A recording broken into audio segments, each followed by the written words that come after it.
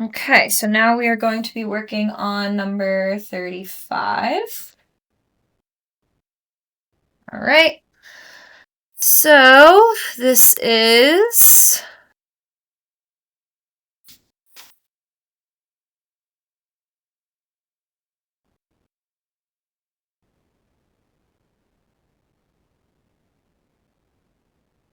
this has a lot of parts.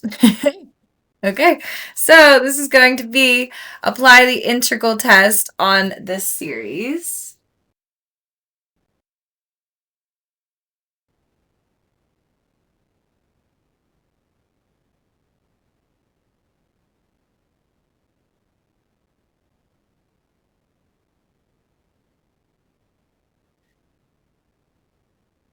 It says to apply the integral test, define the function f of x on our interval of 1 to infinity.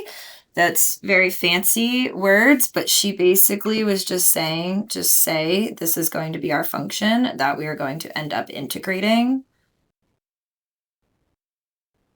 So we just are replacing x as our n.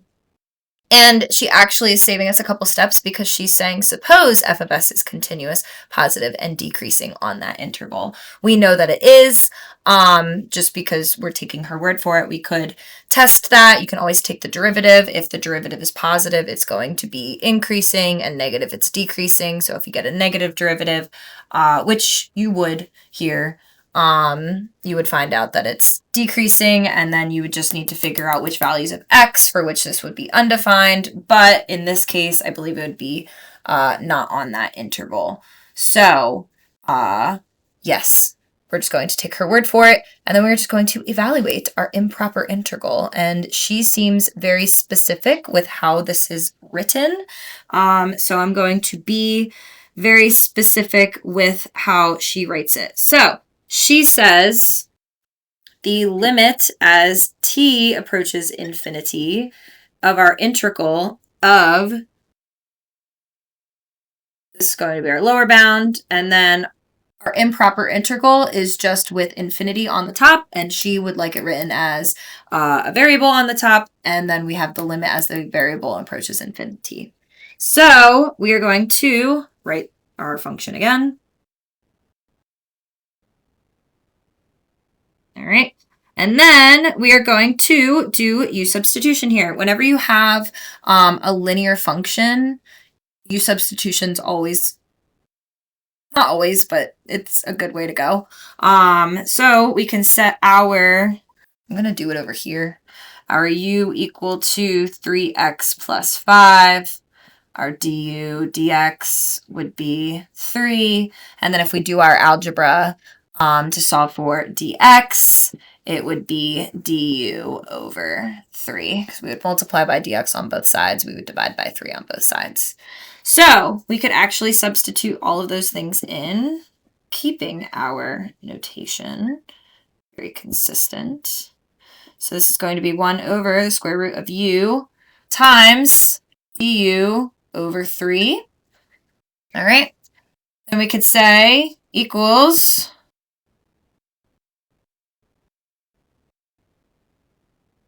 1/3 times, this is going to be the square root of u or u to the 1/2. Since this isn't our denominator, I'm going to move it up into our numerator and make that exponent negative. So this is going to be u to the negative 1/2 du. And now this is in a format that's nice, and I can actually compute this. So I could just add, I'm gonna go over here.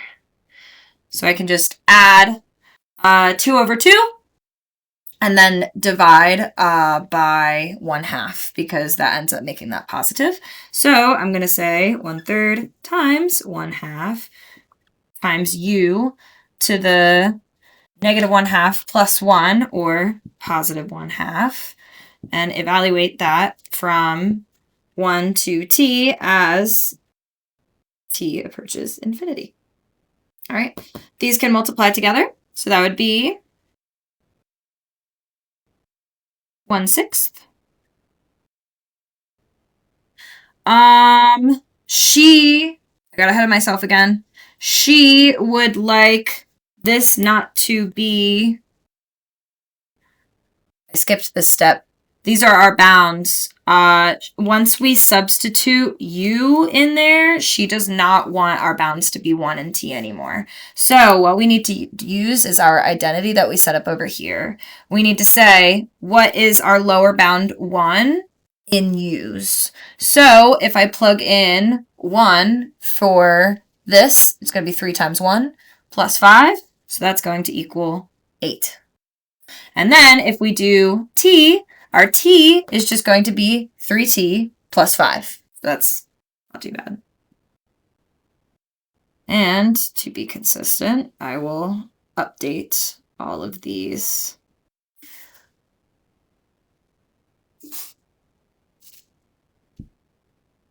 There she is. So now I can say times the square root of 3t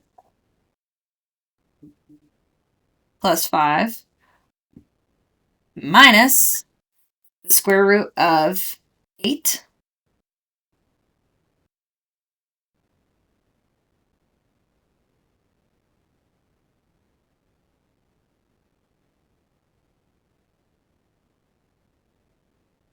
I flipped this.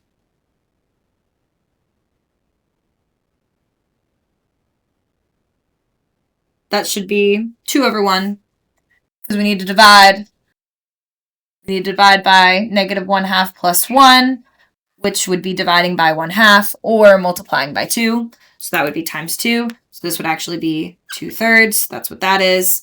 And then, now that we have this, now I can plug in my limit as t approaches infinity. This is going to be 3 times t, which is infinity, plus 5, which is infinity. Take the square root of that, which is infinity, minus the square root of 8, which is infinity, times 2/3, which is infinity. So that is what that ends up being. So with our integral test, she, I believe, wants 1 to infinity, the integral of 3x, 1 over the square root of 3x plus 5 dx diverges.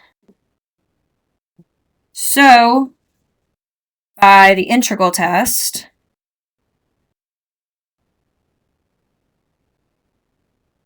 the sum of 1 over the square root of 3x plus 5 also diverges.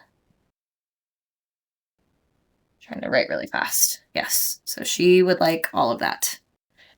So go with that. It is the absolute correct notation. Yes, it is tedious, but she says it's required. So I would go with that if you want full credit. You got this. Power through. Okay, so I'm going to actually stop this video now because you texted me how to do this. So I'm going to just upload this. So this is our short video.